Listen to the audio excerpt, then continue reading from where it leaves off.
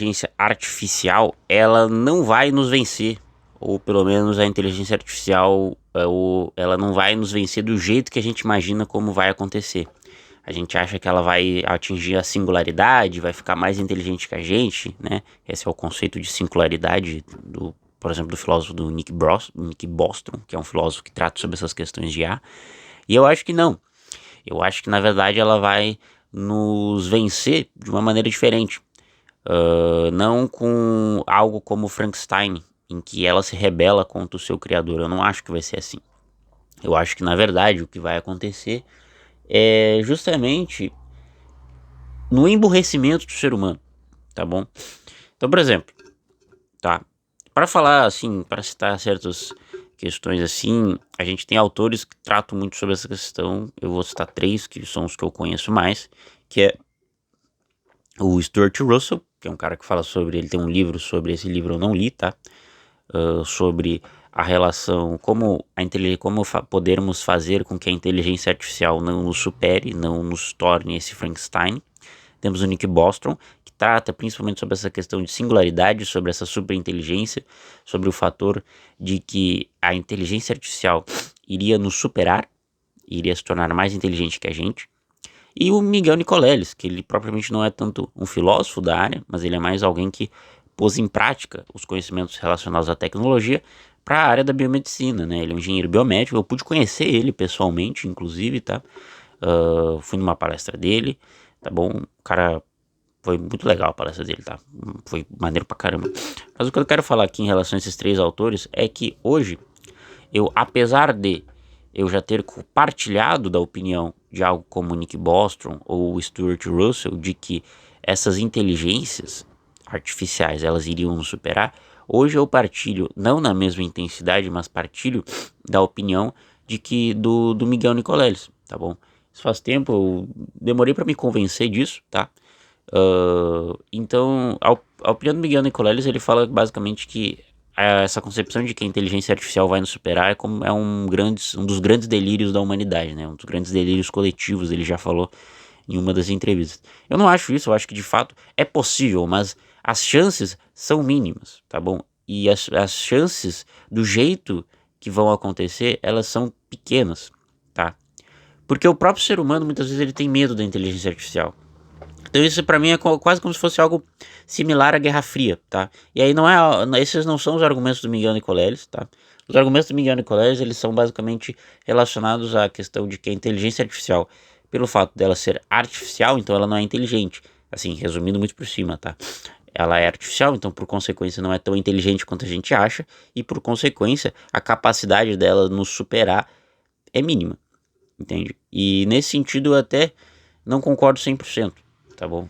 Mas o que eu queria entrar era relacionado ao reflexo disso, assim, que nem eu tô falando aqui, eu tô dando todo esse contexto, porque a inteligência artificial, ela vai nos vencer pelo emborrecimento da gente. Então a inteligência artificial já nos venceu, se a gente for pensar dessa forma. Porque se a gente for pensar, por exemplo, a inteligência artificial, ela produz polarizações políticas em torno do mundo. A inteligência artificial, ela produz fake news em massa, entende? Então eu sou jornalista. Então é parte do meu trabalho lidar com fake news. E a gente lida com todas essas questões diariamente, a gente lida com inteligência artificial. Eu, por exemplo, no terceiro ano do ensino médio, saiu o ChatGPT. Eu usei o ChatGPT em todas as minhas provas de física, por exemplo. Os alunos já usam o ChatGPT. Eu até acho que deveria ser proibido. Tinha que ter alguma questão de CPF para verificar se de fato ele tá no ensino médio ou não, porque só quem ainda tá no ensino médio não deveria usar o ChatGPT. E a questão é mais em relação a se eu usei, por exemplo, o ChatGPT para fazer todas as minhas questões de física, pensa agora na criança que tá no primeiro, no segundo, no terceiro ano e usa o ChatGPT, porque é só tirar uma foto muitas vezes, para fazer todas as atividades dele num caderno de alfabetização básica. Essa criança ela vai ter um déficit de aprendizagem muito grande. Essa criança ela vai ficar mais burra, entende? Então até teve uma reportagem do BBC que dizia que essa geração, a minha geração, é a primeira geração que o QI é mais baixo do que a geração anterior. E justamente por causa disso, porque a tecnologia ela tá nos emburrecendo. Então nesse sentido, se a gente for pensar, a inteligência artificial já nos venceu. Quando a gente consegue, por exemplo, ou melhor, quando a gente não consegue sentar e discutir alguma ideia, algo que, por exemplo, o ser humano sempre teve, tá? Sempre teve discordância em aprender ele sempre teve, desculpa, ele sempre teve dificuldade em aprender a ter discordâncias. A inteligência artificial potencializou isso. A inteligência artificial usa o ser humano para o mercado e para o consumo, e dessa forma a gente fica mais raso. A gente fica raso. A gente fica assim, fútil. E é dessa forma que a inteligência artificial nos ganha. Entende? Ela ganha através do brain rot. Brain rot, que é difícil de falar a palavra. Mas ela ganha dessas formas. Entende? Então, se a gente for pensar desta maneira, ela já nos venceu. Mas eu não acho que ela vai se tornar esta singularidade, este ponto em que a inteligência artificial irá superar a inteligência do ser humano. Até porque a inteligência artificial precisa ter um elemento humano para corrigi-la quando estiver errada. Quem será o parâmetro da inteligência artificial para dizer quando ela está acertando ou errando nos dados que ela está passando? Isso acontece mesmo porque, por exemplo, não é incomum a gente perguntar alguma coisa para o ChatGPT e ele dar dados errados. E aí, quem que vai corrigi-la? Não vai ser outra máquina, vai ser um ser humano. Então, nesse sentido que eu acho que o elemento humano ele nunca vai superar o elemento da tecnologia. Porque o elemento humano, ele é um elemento que sempre vai ter que estar presente para corrigir essa tecnologia. Então, por exemplo, eu comecei o curso, mas irei fazer técnico em eletromecânica no Senai. A inteligência artificial, ela até pode ter alguma tecnologia que corrija, tá bom, determinados equipamentos de máquinas elétricas, de manutenção mecânica.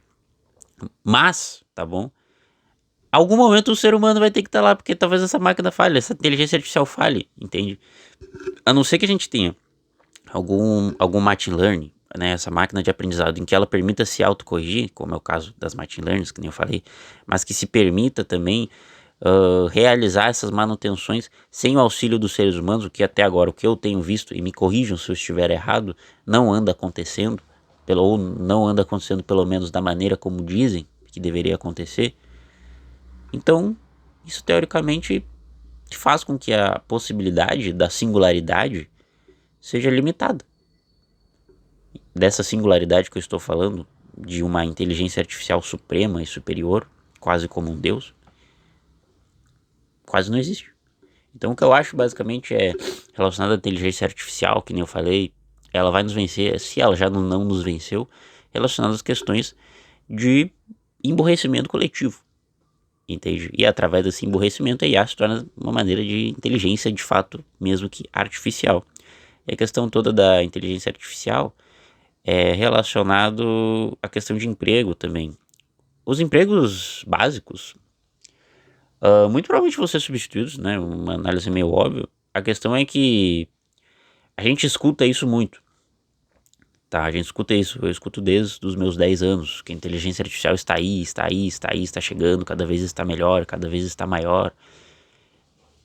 A verdade é que os empregos de tecnologia vão ficar cada vez mais requisitados. E eu acho que o futuro, nesse sentido, é dos polímatas. É de quem sabe de muitas coisas profundamente.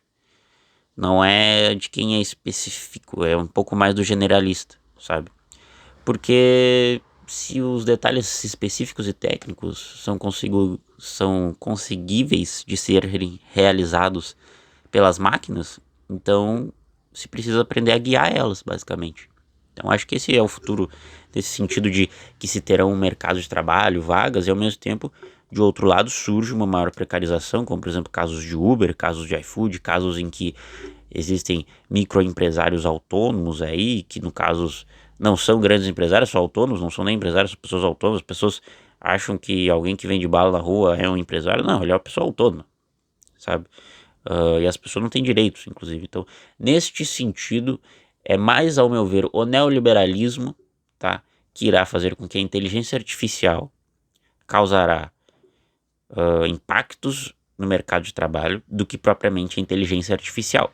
Porque se governos investissem em indústria e tecnologia, em qualificação técnica, por exemplo, a gente tem muitos ensinos, muitas pessoas graduadas hoje na faculdade, que bom, é algo acessível à faculdade hoje. Mas, antigamente, tá bom, em outros países que são industrializados investiram muito em ensino técnico, ensino de qualificação profissional e que não seja só voltado à indústria necessariamente, porque é justamente esses elementos que conseguem fazer com que um país se industrialize, uma mão de obra qualificada, e é isso hoje o que falta muito no Brasil.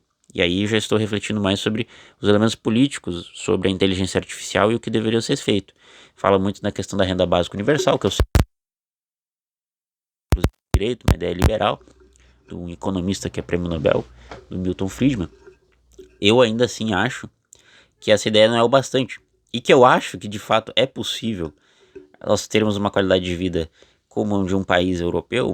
Claro que existem outros fatores que eu não vou abordar aqui, como o do imperialismo, enfim, a questão latino-americana muito, mas o que eu tô falando aqui não é tanto sobre isso, é mais sobre a questão da relação com a inteligência artificial.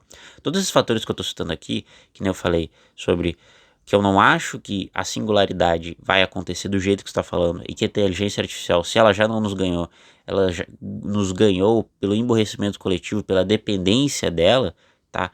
Agora eu estou refletindo sobre as questões relacionadas ao mercado de trabalho, porque esse caos no mercado de trabalho, ele acontece não por causa necessariamente da inteligência artificial, mas sim pela falta de políticas públicas e do Estado para com que remedie esses problemas causados pela inteligência artificial, como o desemprego.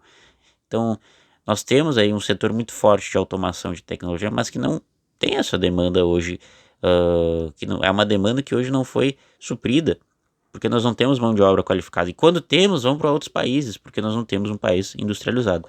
E aí é outro tema daí, tá? Já é outro tema e já não remete tanto a isso, mas que acaba se refletindo de certa forma. O que eu queria falar tanto era mais isso, que eu não acho que a inteligência artificial vai nos vencer da maneira como a gente acha. Ela vai nos vencer nos emburrecendo como pessoas, vai vencer nos fazendo pessoas mais fúteis e rasas e só consumindo brain rot e fake news. Então eu espero que você tenha gostado deste vídeo. E se você está vendo esse canal, você gosta de ser uma pessoa mais inteligente. É porque aqui a gente fala de assuntos mais redo, né? Mais cabeça. E eu espero que você tenha gostado mesmo desse vídeo. Espero que você dê o like, se inscreva, compartilhe. Eu acredito que tenha falado tudo isso no início do vídeo. Espero que também você comente, tá? Porque pode ser me xingando, pode ser discordando, tá bom? Porque se você comenta, você engaja. Você engaja, tá bom? E se você engaja, eu ganho mais view. E se eu ganho mais view, por consequência, eu ganho mais aqui, ó, um pouco mais de dinheiro. Apesar de eu não ter número de inscritos suficiente. Apesar do canal não estar tão bonito quanto eu queria, mas vai ficar. Então é isso. Eu espero que você tenha gostado de verdade. Muito obrigado por ter assistido até aqui. Muito obrigado e tchau.